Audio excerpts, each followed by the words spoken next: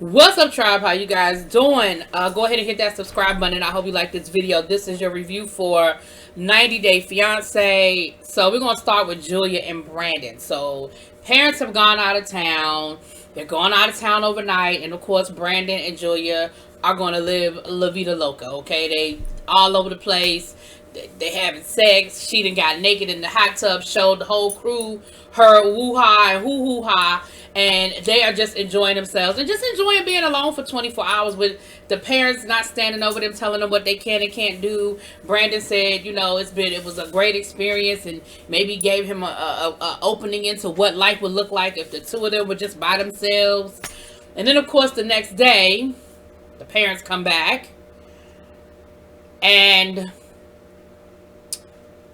Mama immediately realizes that the hot tub is all out of whack. Like, she realizes that he didn't put the top on the hot tub back, and that the water is murky. Did you get in here with your clothes on? Because it throws off the pH balance, and it's not a joke, and it's serious, and we don't have time to play. We have the hot tub here for therapy. You know good and damn well they was gonna get in that hot tub. You knew good and damn well they was gonna get in that hot tub. They done probably been on your kitchen table. They done probably been in y'all's bedroom, their bedroom, and everywhere else. You know that, okay? Y'all are treating them like children, and so they're going to act like children. When the cat's away, the mice will play. So at the end of the day, you keep telling them what they can't do and they can't do and they can't do. So the minute y'all are not around, they're gonna run around like little kids that are left home alone for the first time. So that's how they acted. Y'all created that. That is how they acted. Okay. Later on in the episode, Dad is pissed off, Mom is pissed off, because they said not only is Julia not pulling her weight around here, but now Brandon isn't doing anything, because every morning before he goes to work, he's taking her tea and they're having tea time. Now, I think tea time is code word for bedroom time, but I think because y'all won't let them sleep in the same room, they get it in where they can. They get in where they fit in. And so y'all have once again, you've created this environment. So yes, Brandon isn't helping y'all out as much around the farm because he's trying to spend time with his fiance, trying to get to know her, see if they really gonna get along, see if this whole situation is gonna work out after the 90 days. And I still ain't figured out why y'all agreed to this, because did y'all really agree to this so that, you know, Julia would be your little extra hand, your free labor? Because y'all doing a lot. Y'all are doing a lot. Dad is pissed. Okay, so they have a whole little like family meeting, and they basically let them know, we expect y'all to do better. Okay, Brandon, we expect you to do better. You can't take her tea in the morning anymore. Again, you treating this grown-ass man like he's 5 years old. You can't take her tea anymore. And Brandon just sitting there going, okay. And he was like, well, it's just no need for me to argue with them. I mean, it just doesn't, arguing with them doesn't get me anywhere. So I just say, okay, and I move on. And I'm like, but again, it's not about you anymore. And it's not even about arguing so much as it's about setting boundaries and saying, listen, I get it. I live here in your house. I have to live by your rules. But your rules say I can't sleep with her, but I still need to spend time with her. I still work a 40-hour job. And so if I can't spend time with her at night in our bedroom together, then I'm going to have to spend time with her when I can. Yeah, I got other people here that work at this farm, and it's going to be what it's going to be. As for Julia, listen. Julia, listen, she don't have no interest in any of this. So Brandon goes to talk to her, and she says, I will try for you, Brandon, for you. And so the next morning, she gets up. I guess she still didn't get up early enough for them, honey. And they had an attitude. Mama gonna tell her, she said, well, I'll be ready to go get some work done. Let me get my tea. Mama talking about something, nah, we ain't got time for no tea. The hell you say? I'm a grown-ass woman. What you mean I don't have time to eat breakfast? If you don't sit down somewhere and mind your business, and then Mama gonna take her cold coffee cup with him into the barn. I said, so I don't have time for tea, but you can bring your coffee cup? I wish I would. Then she's showing Julia what to do instead of helping. I thought the whole purpose of this was because y'all needed the help because they weren't pulling their weight. So now you gonna sit back drinking your coffee and watch her do the work?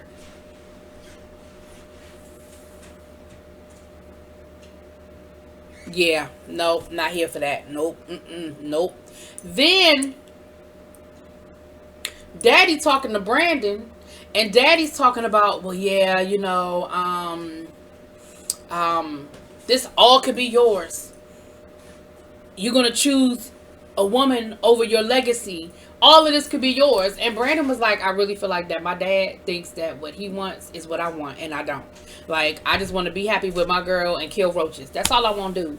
I don't care about this farm. I don't care about y'all dog breeding business. Because let's be clear, if Brandon really wanted that to be his future, he'd be doing that full time.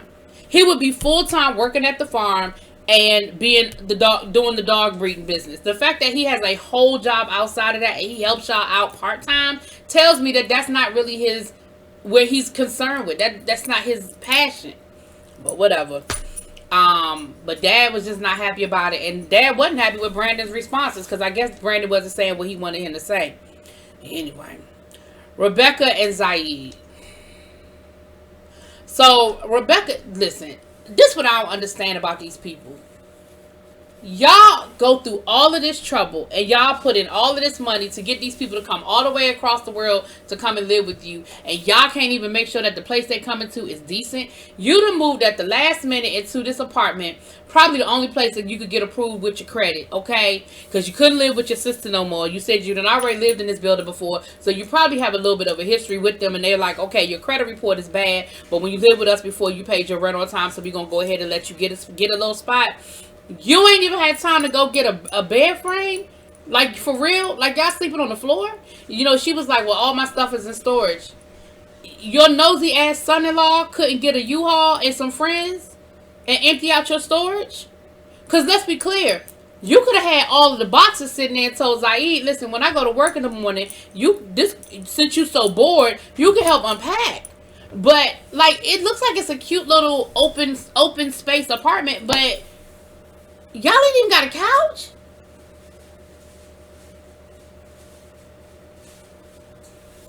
So the next day she has to get up and go to work.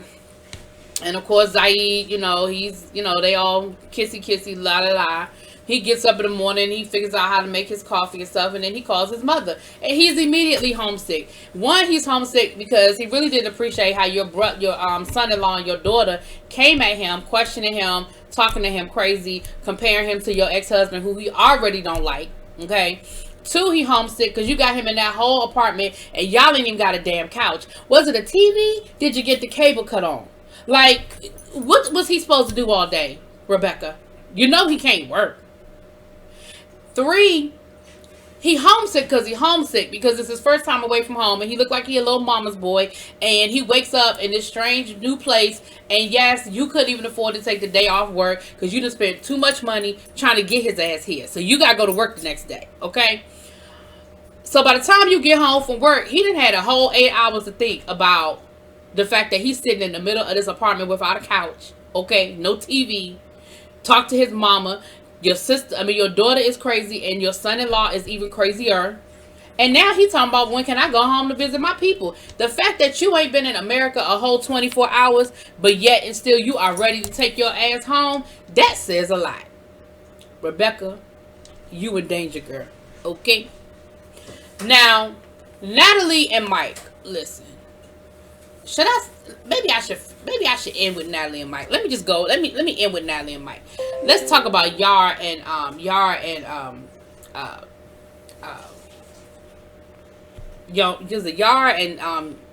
know who I'm talking about. Shit. He wasn't even in this episode. So Yar ended up hooking up with his mom and aunt. They took, and I give him credit that his friends are trying to look out for her and get her out the house and stuff like that. Although I think it's 80% nosy, 20% concerned. But the mama and the auntie go out, and of course they're looking at her. Auntie already feel like she's here, on some old gold digging expedition, and that she only over here to try to get her green card or whatever the proper terminology is, her citizenship and stuff. And they get to talking about this wedding again. And y'all was like, I don't even understand why we talking about this wedding. I already told her that we're going to get on a plane. We're going to fly asses to Vegas. We're going to say our dues down to the White Chapel down in Vegas. We're going to throw some dice down to the crap table. We're gonna bring our ass back home, and as soon as I can convince him to get another job, we're gonna leave this place that I can't stand. We're gonna go to California. I'm gonna meet the Kardashians, and I'm gonna become rich and famous. That is her dream. Okay. And the mama was like, so she finally, to shut his mother up, was like, well, I guess I'll just she said, I'll think about it. I think that was more to shut his mother up more than she really was going to think about anything. Because I don't think she had any intention of thinking about anything.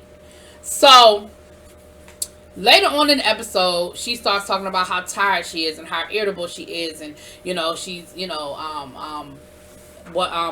how she's not feeling well. And she's talking to her friend. And her friend was like, girl, if you don't take your ass down to that drugstore and get you a pregnancy test, because you know and I know and we both know that you're pregnant. But let's go on and pretend like we don't know that that's what it is. And she talking about something, well, I don't understand because I haven't been here that long and we've been very careful. And girl, I mean, unless you came over here with that baby. I mean, unless it was already in your belly before you got here. I'm just saying. So, Tariq and, is her name Pearl? That don't even sound right. Tariq and, what's the girl's name? Is it Pearl? Maybe it is Pearl. Anyway, they're out, and his was crazy. Like, the timeline doesn't make sense to me. Now, Tariq told us that the only reason why he reached out to the ex-girlfriend in Thailand is because the pandemic had hit and he was worried about her, so he reached out to her. But now you're talking about the coronavirus is here and this and that. I guess. So he wants to take her out because, everything is hidden with the coronavirus, because now all of a sudden everybody's wearing masks and stuff. When he picked her up at the airport, and nobody had no mask on, but now all of a sudden they wearing masks all over the place. But okay, I'm going to let y'all have that, because it might be me and not you. It might be me and not you. And so he decides that, he wants to take her out and show her around and all that good stuff. And this and that. She says, I was going through your phone and I see that you were talking to our ex-girlfriend. Now, here's the thing. She was upfront with it. She said point blank, I was jealous because when we had our little girlfriend together, she was from Thailand. Her and Tariq could talk to each other. They would leave me out of the conversations. I didn't like it. I got jealous. We had to end it. I can appreciate your honesty. What I want to know is, why were you going through that man's phone? And Tariq talking about something, I don't mind her going through my phone. I just wonder what she felt the reason was that she had to. I mean, why did she feel the need that she had to go through my phone? Clearly, she don't trust you. She been in your house all of a couple of days, and clearly, she don't trust you. So, of course, he was like, I'm sorry. I was going to tell you. I was just reaching out to her because, with the coronavirus, and I was worried. And she was like, oh, coronavirus, that's what it was. Now, she was living in Thailand, right? I thought the coronavirus started in Wuhan, China. He said that's where the coronavirus started. So, did she move there? Is she just from Thailand? Okay, I'm putting too much energy into that. I'm gonna let that go.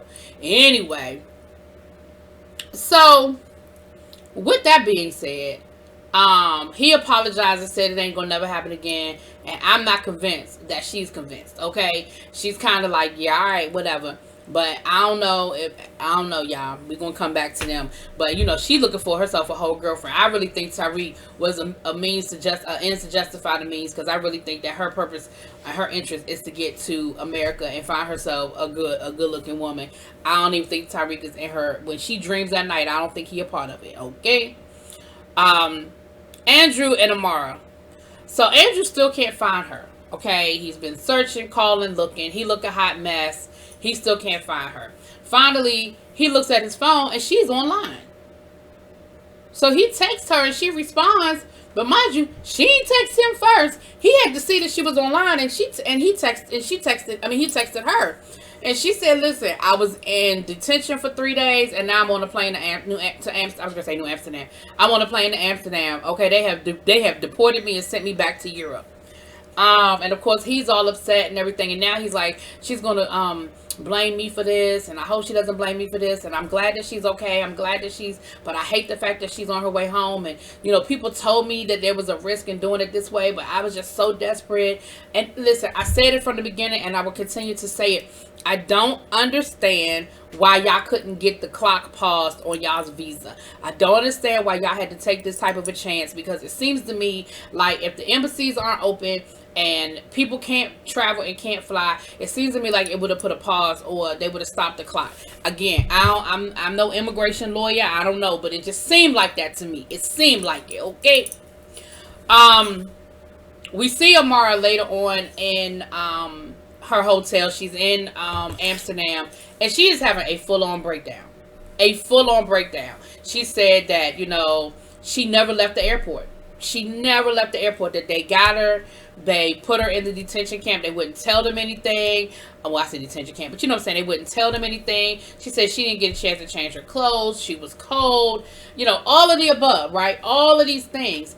And she said at the end of the day, you know, it just was a horrible experience, you know, and nobody should have to go through that. And for us to see her, I mean, she was really breaking down on camera. Like, she really, really, really, really was upset and breaking down. And so to see that, I felt really bad for her. You know, I felt really, really, really bad for her on camera to see that, and for us to have to actually go through that with her. I don't know. I mean, I saw the previews for next week, but I don't know what's gonna happen next, honey. All right. I think that's everybody. I guess we can get to Mike and Natalie now, child. Mike and Natalie. So, honey, Natalie is on a mission to look for this wedding ring, because I guess she gonna make Mike put that ring on her finger. She gonna make him set a wedding date. So while he's gone at work, you know, she is tearing the house up looking for that ring. Now, remember, they showed us, and I was wondering why they showed us where he put the ring. I said, y'all playing games with me. But we remember he put the ring on top of a cabinet in the back, and as tall as he is, and where he put it, she'll never find it. Plus, she's probably looking for an actual ring box, and it ain't in the box. It's just the ring sitting by itself. So he knew what he was doing. So she's looking for the ring, and she was like, you know, we don't have trust. He doesn't respect me. He's holding what happened, and when he came to visit me, he's holding it against me, and we got to get past that. If he doesn't, you know, if we're going to make this work. So he gets home from work that night, and he said he's tired. It's been a long week. He's running back and forth. It's a lot on him, and he just want to eat some dinner, and he wanted to just relax. Here's my thing. Why you ain't had dinner already ready? Why you had to cook dinner once he got there? If you already knew what you were gonna make, you was gonna make the stir fry with the scrimp. Why did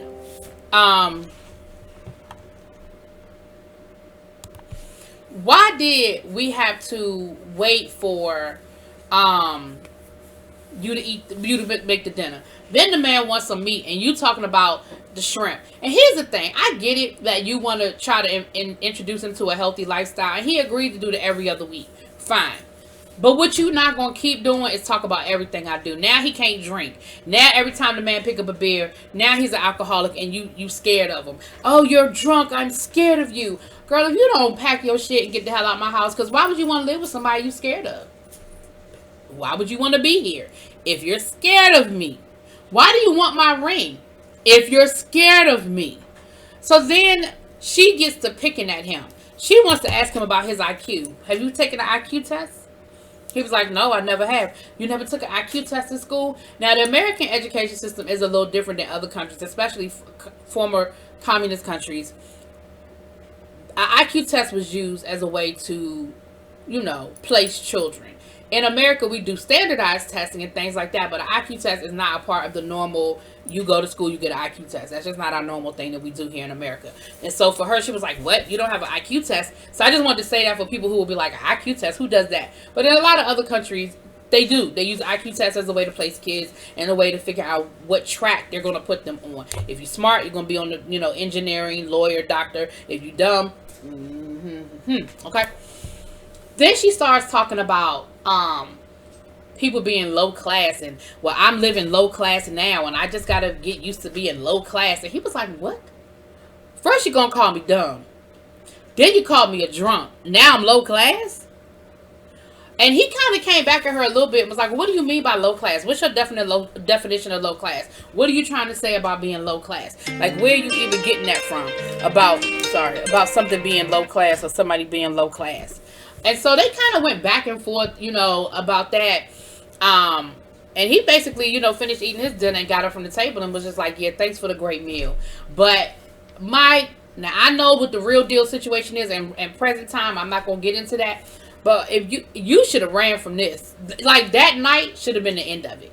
Cameras stop rolling. You pack her up and get her ass out of here. Put her in a hotel until y'all can get her a flight home. Because this is not okay. You ain't going to be up in my house talking to me crazy like that. No, ma'am. No, ma'am.